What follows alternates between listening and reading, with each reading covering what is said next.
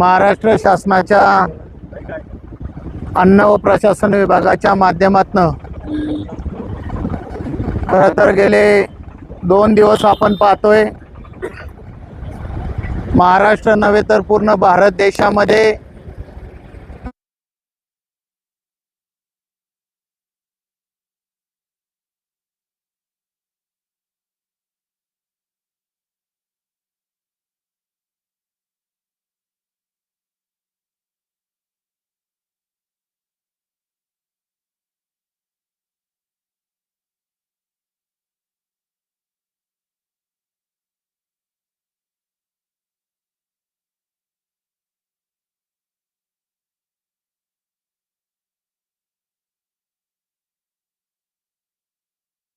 मानव म्हणून पक्षाचे जोडे बाजूला ठेवून आपण एकत्र येणं गरजेचं आहे। या तालुक्याला इतिहास आहे। हुतात्मा बाबू गेनूंनी सुद्धा आपलं देहाचं बलिदान दिलं, त्या पद्धतीने सुद्धा आपल्याला सुद्धा बलिदान देण्याची आता वेळ आलेली आहे। पुढची भावी पिढी जर वेगवेगळ्या आजारांनी त्रस्त होऊन ती ह्या जगाचा आनंद घेण्याऐवजी लवकरच आपल्यातनं जाणार असेल, त्याच्यासाठी आपण सर्वजण एकत्र आलो आहोत। खरं तर एक शासकीय अधिकारी कसा असावा याचं उदाहरण म्हणजे मुंडे साहेब आहेत। मुंडे साहेबांनी तो कायदा किंवा ते अधिकार जे शासनाने आपल्याला प्राप्त करून दिलेत त्याचा खऱ्या अर्थानं एक चुणूक दाखवलेली आहे। अजून तर बरंचसं काही वाणी साहेब पुढे येणार आहे। तुम्ही म्हणताय स्वर्गीय या तालुक्याचे माजी आमदार किसनरावजी बानकेले साहेब म्हणायचे, खूप भस्मासूर ह्या आंबेगाव तालुक्यामध्ये जन्माला येतील, भविष्यामध्ये ते काळ्याच्या रूपात येणाऱ्या मानवाला सुद्धा खातील, अशा प्रकारचं वक्तव्य किसनरावजी बानकेले साहेब करायचे। आणि त्याचा आज खरं तर त्या काळचा शब्द न शब्द आज ज्यांनी तो राजाभाऊ ऐकला असेल त्यावेळेस अण्णांचं वाक्य आज खरं ठरते असं आमच्यासारख्यांना वाटते। आज छोट्या कार्यकर्त्यांवर गुन्हे दाखल झाले असतील, परंतु पत्रकार बांधव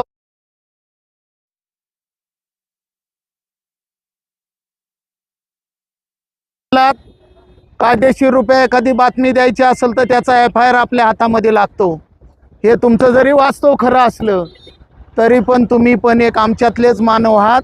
तुमच्यातली कुठंतरी ती संवेदना जाग्या व्हावात आणि ह्या प्रश्नाला अधिक प्रकारची वाट आपण सर्वजण मिळून एकत्रित रूपी याची कुठंतरी पुणे जिल्ह्यात नव्हे तर महाराष्ट्रामध्ये वेळ प्रसंगी वाणी साहेब ह्या प्रश्नामध्ये आमचा निलेश वळसे पाटील तुकारामजी मुंडे साहेब यांची भेट घेऊन आले, त्यांचा सत्कार करून आला। त्यांनी त्यांना आश्वासित केलेलं आहे, तुम्ही आंदोलन उभं करा, मी तुमच्या तालुक्यात येऊन तुमचं स्वागत करेल, असं म्हणणारा सुद्धा कार्यकर्त्याला दाद देणारा अधिकारी हा भारतामध्ये आहे, महाराष्ट्रामध्ये आहे आणि ह्या ग्रामीण भागामध्ये आहे।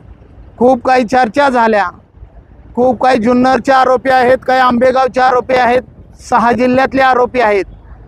परंतु माझं म्हणणं असं आहे चेअरमन साहेब, आपण खरं तर पाहतो एखादी डेअरी ग्रामीण भागामध्ये काम करत असताना त्याचे छोटे छोटे कार्यकर्ते उभे करतात आणि त्यांना हा भेसळीचा माल तयार करायला लावतात। मुख्य डेअरी राहिली बाजूला, भस्मासूर राहिला बाजूला आणि सामान्य कार्यकर्त्यावर ही कारवाई झालेली आहे। मग भस्मासूर कोण आहे याच्या शोधामध्ये जाण्यासाठी वेळ प्रसंगी आपल्याला हायकोर्टामध्ये सुप्रीम कोर्टामध्ये रिट पिटिशन दाखल करावाच लागेल। मानव म्हणून आपण कुठंतरी एकत्र आलं पाहिजे, ही धारणा आपल्या सगळ्यांची झाली पाहिजे।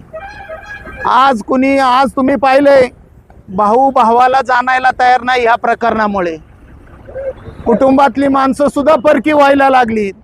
उद्या एखादा नेता म्हणून हा माझा सुद्धा माणूस नाहीये, त्याचे सुद्धा आपल्याला गांभीर्याने विचार करावा लागेल। मग आंबेगाव तालुक्याचं नाव जरी खराब आज करण्याचं काम, आता राजाभाऊ म्हणले आमच्या मंचरचा सबंध नाही, परंतु राजाभाऊ मंचर हे आपलं मुख्य ठिकाण आहे, मुख्य नगरी आहे। मंचरचं नाव खराब झालं,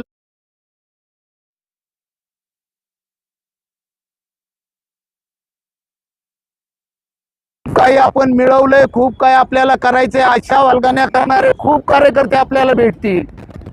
परंतु आज जनतेने यापूर्वीच्या काळामध्ये जो लोढा म्हणून आरोपी आहे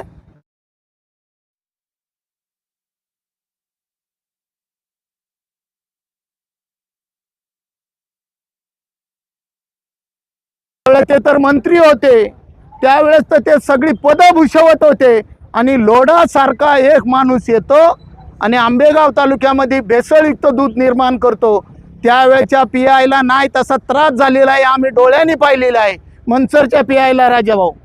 मग लोढाला ज्यावेळेस त्याच काळामध्ये जर नागमोसक्या आवळल्या असत्या लोढाच्या तर आज कितीतरी निष्पाप लहान मुलं असतील, निष्पाप नागरिक असतील, जे दूध पिले त्यांना ह्या दुधापासून कॅन्सर झाला असेल, त्यांना शुगर चालू झाली असेल, त्यांना बीपीचा त्रास चालू झाला असेल, अनेक पक्षघाताचे आजार झाले असतील। याचा मूळ स्रोत हा आपल्या तालुक्यातून निर्माण झालेला आहे। खरं तर असे अनेक धेंड आपल्याला सापडतील। लोढाच्या अंतर्गत किती काम करत होते आणि लोढाला कुणाचा सपोर्ट होता हे सुद्धा आता मुळामध्ये चेअरमन साहेब आपल्याला जाणं गरजेचं आहे। यापूर्वी लोढावर झालेल्या केसेस त्याची कागदपत्र आपण गोळा करू आणि त्याच्यामध्ये कोणत्या त्या काळी का त्या स्वरूपामध्ये त्याची कारवाई थांबली आणि आत्ताची कारवाई थांबू नये म्हणून आपण तुकारामजी मुंडे साहेबांकडे जाऊ। वेळ प्रसंगी आम्ही जरी सत्तेत असलो, इजूभाऊ म्हणाले सत्तेत जरी असलो तरी मानवाच्या जीवनासाठी आपण एकत्र येणं गरजेचं आहे। सत्ता ह्या तर येतात जातात, परंतु आपल्याला सत्तेची लांगलुच्चगिरी नसावी आणि आंबेगाव तालुक्यातल्या जनतेच्या भावनाची खेळणाऱ्या वेळ प्रसंगी लोकप्रतिनिधींना सुद्धा याच्यामध्ये आपल्याला खेचण्याची वेळ आली तरी आपण मागे पुढे पाहायचं नाही अशी आपणा सर्वांना विनंती करतो। मुंडे साहेबांकडे आपण जाऊया आणि सगळेजण निवेदन देऊया। परंतु माझं सगळ्यांना विनंती आहे, एक मोठं जल आंदोलन आपण उभं करूया। उभ्या भारत देशामध्ये आंबेगाव तालुक्यातले भस्मासुराचा भस्मासूर कोण आहे हे शोधण्याची सुद्धा त्या जल आंदोलनातनं एक दिशा ठरवू आणि त्या जन आंदोलनामधनं आपण पुढं आणू की भस्मासुरांना आता आपण सोडायचं नाही। वेळ प्रसंगी आता सुरेश भाऊ म्हणाले गुन्हे दाखल होतील काय होतील, मग राहिलंच किती आपलं आयुष्य सुरेश भाऊ, इन मिन 20-30 वर्ष। आणि मग जनतेच्या पुढे भावी जगण्यासाठी आपल्याला जर जगता येत नसेल आणि मग आपल्या जीवनामध्ये काय अर्थ उरतोय। जर भस्मासुरांना दाबायची वेळ आणि भस्मासुरांचा भ्रष्टाचार आणि भ्रष्टाचारांचे काळे धंदे बाहेर काढल्याशिवाय आपण गप्प बसायचं नाही अशी शपथ आपण सगळेजण घेऊया। भीमाशंकर चरणी एक आपण आंदोलन भीमाशंकरला जाऊ, सर्वजण अभिषेक करू आणि तिथून हे आंबेगाव तालुक्याचं एक नजीकच्या काळामधलं एक 4-5 दिवसामधलं आंदोलन उभं करूया। सामान्य नागरिकांना एकत्र घेऊया आणि या जनधन आंदोलनामध्ये पुढे नेऊया। खूप बगल बच्चे खूप दम बाजा देऊ द्या, परंतु मी तुम्हाला सांगतो वेळ प्रसंगी आपण सुद्धा तयारीतच राहायचं। आला त्याला आडवा करण्याची सुद्धा भूमिका आपण ठेवा, कायद्याने त्याला आडवं करूया। आपल्या थोडी संघटनेला माणसाला एखाद्या आंदोलनामध्ये भाग घ्यायचा असेल तर त्याच्या जीवनाची पर्वा न करता त्यांनी त्या आंदोलनामध्ये भाग घ्यावा अशा प्रकारची मी ग्वाही आंबेगाव तालुक्यातील असेल, जुन्नर तालुक्यातील असेल, खेड तालुक्यातील असेल सर्व सामान्य नागरिकांना मी सांगतो। या जल आंदोलनासाठी पाठिंबा द्या।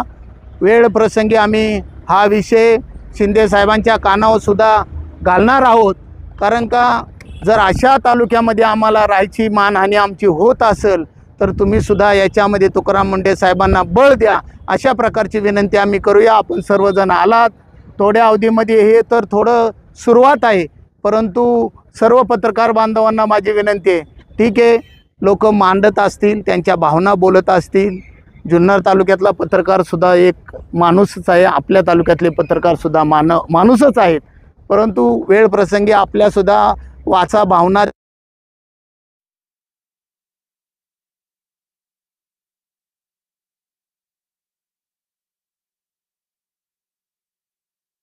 विकास महामंडळाच्या टेंडरच्या संदर्भामध्ये मागे सुद्धा आंबेगाव तालुक्याची बातमी अशीच आबरू गेली होती। त्याचं दूध गाडल्याचं आजही त्या जमिनीतनं जर राजावती जमीन उकरली तर दुधाची पॅकेट बाहेर येते। मग ते निकृष्ट दर्जाचं दूध त्यावेळेस सुद्धा त्या भस्मासुराच्या नीच पोचवलं होतं आणि भस्मासुराच्या माध्यमातून त्या संस्थेला ते जात होतं। त्याच्या विरुद्ध सुद्धा आम्ही हायकोर्टात रिट पिटिशन दाखल केलेलं आहे। मग ते दूध का घडलं आणि आदिवासी विकास महामंडळाच्या अधिकाऱ्यांनी सुद्धा त्यावेळेस त्या प्रकारचे हे करून ते दाबादाबी केली. त्याच्यावर सुद्धा आपण सर्वजण आवाज उठवू. भविष्यामध्ये आपण सर्वजण एकत्र येऊन या आंदोलनाचा दिशा ठरवूया. आपण सर्वजण पत्रकार बांधव आलात, आपलं मी स्वागत करतो आणि थांबतो. जय हिंद, जय महाराष्ट्र.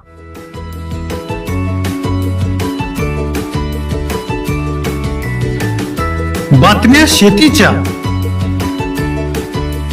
बातम्या मातीच्या, बातम्या अन्यायाच्या, गुन्हेगारीच्या,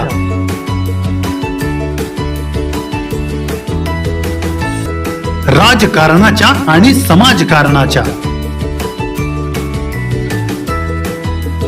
शोषणाविरुद्ध बुलंद आवाज, जनसामान्यांच्या हुंकाराची गाज, सत्कार्याला प्रोत्साहन, दुष्कृत्याला अनुशासन, निर्भीड, निस्पृह, सडेतोड, बेधडक आणि रोखटोक म्हणजेच विघ्नहर टाइम्स. शोध बातमीचा, ध्यास सत्याचा. आपलं चॅनल, आपली बातमी. सबस्क्राईब तर कराच, पण बेल आयकॉनवर क्लिक करायलाही विसरू नका.